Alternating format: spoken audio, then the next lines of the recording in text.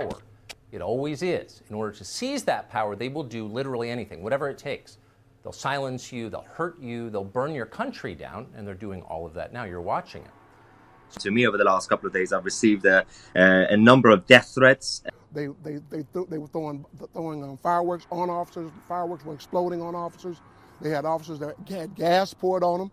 Now, celebrities are pushing for the police to be defunded. Now, the scenes themselves were reminiscent of somewhere in the Middle East or something, where after a revolution. Dorn was shot and killed while working security outside of a pawn shop June 2nd.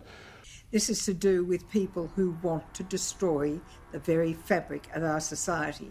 And we really do have to fight it hard. And when we're dealing with people who want to pull down statues, I said they'll be burning books next. In the past few weeks, with everything that is going on, my mind focuses on two poems. One is bleak, the other is hopeful. One was written over 1,000 years ago, and the other is part of modern history. Yet two similarities linger.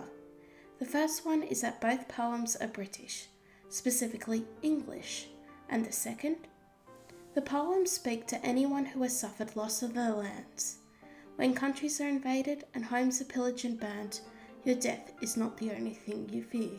Ancient families perish and old religious and cultural customs expire. It's one thing to die.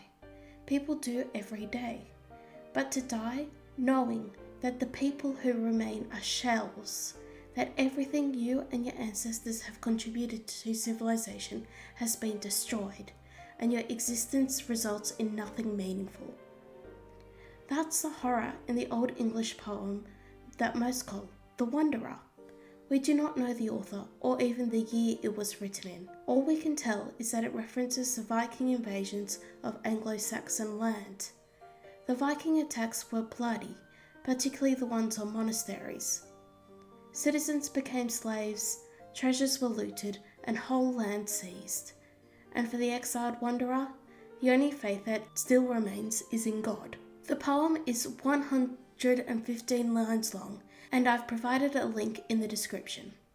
It's absolutely beautiful, and I'll read a favourite moment of it. Where has the horse gone? Where is the man? Where is the giver of treasure? Where are the seats at the feast? Where are the joys of the hall? Alas, the bright goblet! Alas, the mailed warrior! Alas, the pride of princes! How the space of years has passed! It grows dark beneath the night helm as if it never was. It stands now in the track of the beloved multitude, a wall wonderfully tall, mottled with serpents. The force of Ashen spears has seized this nobleman, weapons greedy for slaughter, the well-known way of the world, and the storms beat against these stony cliffs. The tumbling snows bind up the earth, the clash of winter, when the darkness comes. The night shadows grow dark, sent from the north, the ferocious half-showers in the hatred of men. All is misery fraught in the realm of earth. The work of fortune changes the world under the heavens.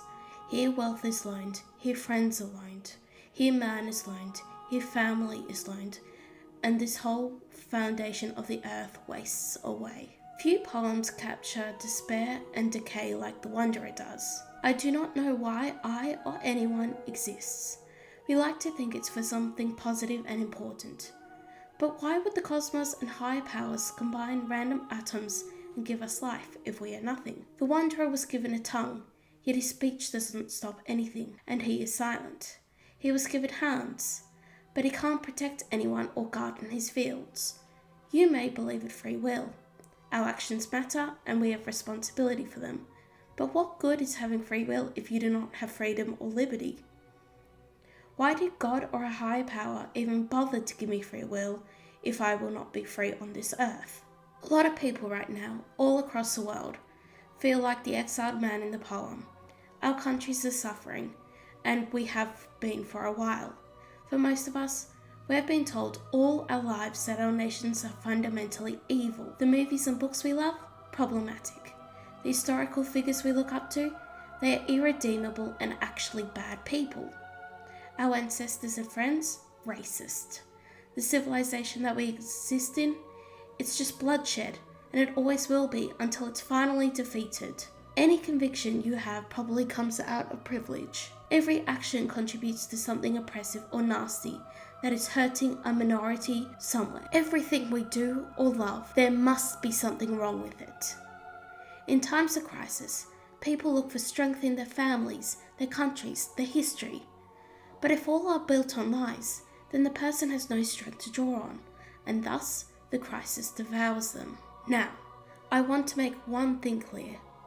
This video will not discuss race, gender, or class, and instead will focus on national cultures, because that's the heart of this issue. That we exist in a society where if we speak up, we'll be called nasty names or even fired from our jobs. Our universities teach students how awful everything is and causes division. The media focuses on anger and hatred. None of this is sustainable.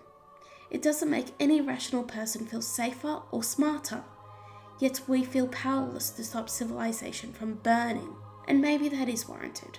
No one expects the exiled wanderer to restore England to a former glory, so why is it fair to expect anyone to save our civilization? It isn't fair. Nothing about this is fair or just. All I can say is that there has never been any shame in defending what or who you love. The wanderer lost everything except his voice, and he transported that into poetry. Because of that very action, we know about his story, his pain, and we remember. We don't even know his name or much about him, but we know that he mattered, and that means everything to a dying civilization 1,000 years later. You may think your actions don't matter, but to quote a favourite television show, if there's no great glorious end to all this, if nothing we do matters, then all that matters is what we do. Because that's all there is. What we do now, today. I'm going to read out the next poem. It's from Lord of the Rings, written by J.R.R. Tolkien. It's called The Riddle of Strider, or Strider's Riddle. Here it is.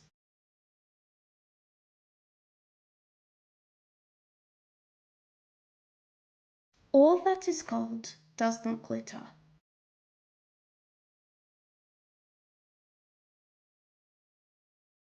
Not all those who wander are lost. The old that is strong does not wither.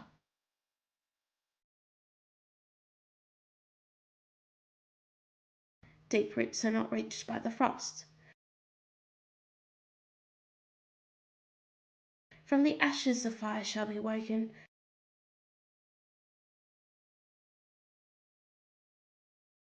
A light from the shadows shall spring.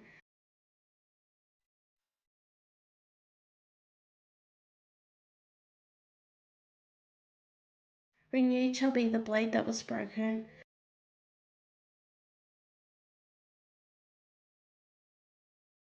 The crownless again shall be king. Compared to the Wanderer, Strider's Riddle is hopeful. In The Lord of the Rings, a huge point is that civilization is falling to the darkness. Magic is fading, and misery breezes through the air, from the Shire to the Misty Mountains. It is no surprise that Tolkien himself responded negatively to how England and the world was developing, particularly in reference to urbanization and industry.